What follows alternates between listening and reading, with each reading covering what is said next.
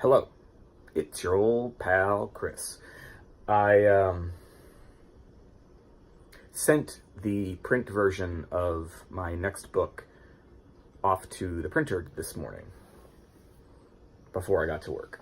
I'm working from home today because the kids, as it turns out, have the day off from school because it is election day, and some of the schools in town are polling places in our town. I have not been to vote yet, which bums me out because I take my civic duty pretty seriously, but I had a lot of stuff between my trying to get a book out this month, which is what this series of videos is about, between trying to get my work done, my office work, and trying to get something set up for my students in one of my classes. It's just, there hasn't been time yet. And I'm also watching the kids. And so, yeah, that's why I look like this. Have not showered. But the book is off to the printer, and the digital editions are in the approval process. Soon they'll be up for pre-order. Book's called The Seven Wives of Silver, if you happen to be interested in it. But what I wanted to talk about today is how I think it's actually too easy to publish a book in 2018. Now, I don't mean in the traditional sense. In the traditional sense, there's a lot of stuff involved. Whether you go through an agent, whether you go through a small press, whether you win a contest, there's a lot involved in that. And so in a lot of ways, because there are gatekeepers, and I'm not saying gatekeepers are good or bad yet. Hold on a second. Because there are gatekeepers, traditional publishing I think is A-okay. Traditional publishing takes just about as long and is just about as hard as it should be. But when you're on your own, as is the case on YouTube, or if you're publishing music through SoundCloud, or even distributing it on iTunes, Spotify, all of that, we're in an age where you don't have to go through a gatekeeper if you don't want to. And I suppose that the situation is similar in terms of filmmaking here on the YouTube, in terms of putting out music on SoundCloud or wherever. Because there's no gatekeeper, a lot of crap can get out there. But I would say, here's where I think book publishing is a little bit different, right? If you're going to produce music, you need to be able to have some facility with a program that will output music, right?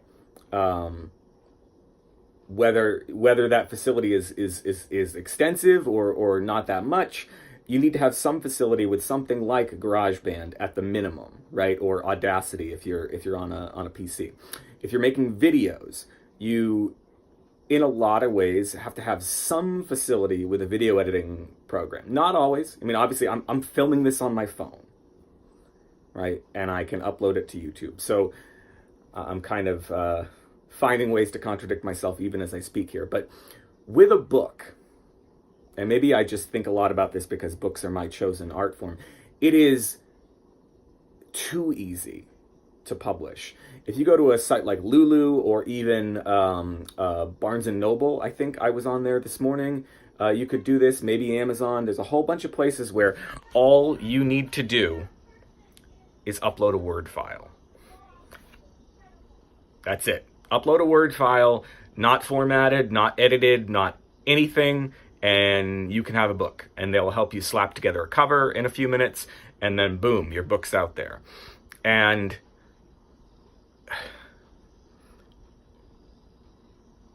we're in NaNoWriMo right now. NaNoWriMo is National Novel Writing Month, if you're not familiar. And so a lot of people are going to work on a novel this month. And not to give NaNoWriMo a bad rap, but a lot of people are going to work on a novel. They're going to think that their novel is finished at the end of the month, and they're going to go on Amazon and publish it. And I just think that Not that I want gatekeepers. I mean, I really don't want gatekeepers because I wouldn't have a career with gatekeepers. I got another rejection the other day on a story that I dig, that I think is ready for prime time. Got a rejection from a traditional publication. Gatekeepers aren't for me, but I've done a master's degree. I've done my studying. Not that a master's degree is necessary, but full disclosure, I work for a master's program. So I dig them. I've done the work, right? And I'm not saying that you have to do the work in order to put a book out there, but I think that maybe you should. And it's not dissimilar from putting out films on YouTube or music, as I said, but we still, as a society, place books on this pedestal, and I think it's not all bad that we place them on this pedestal. They have a sort of permanence to them that some of the other art forms don't. I don't know. I just think it's too easy, and I say that as somebody who's worked for a couple of years on this book that I'm trying to put out, and somebody who had to deal with iTunes producer problems to get the book up on the iBook store, or sorry, just the Apple Book Store now. I dealt with a lot of problems. I had actually a whole other video in mind where I was going to show you how, because I don't have a huge budget, I have to design my covers myself. And I have the Photoshop skills a little, but it takes me a lot longer than it would take me if I had the money to pay a very qualified individual to do it, right? And I have to go over my manuscripts 2-3 times, putting myself into the editor mode, trying to remove myself from the manuscript altogether because I don't have the money right now to afford an editor. You're like, oh, Chris, have a friend do it. I have tons of former students, have them do it. No, pay your people. I wrote a blog post about that ages ago. I don't think YouTube will let me link to external things yet because I don't have enough subscribers. But you can go to clarkwoods.com and check that out. I wrote a thing called Pay Your People, and I think it's really important.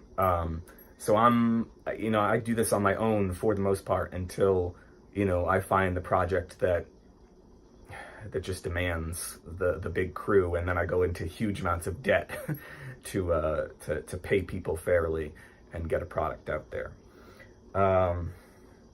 So books off to the printer. Because I'm on this very compressed timeline, I had to pay for express shipping to get the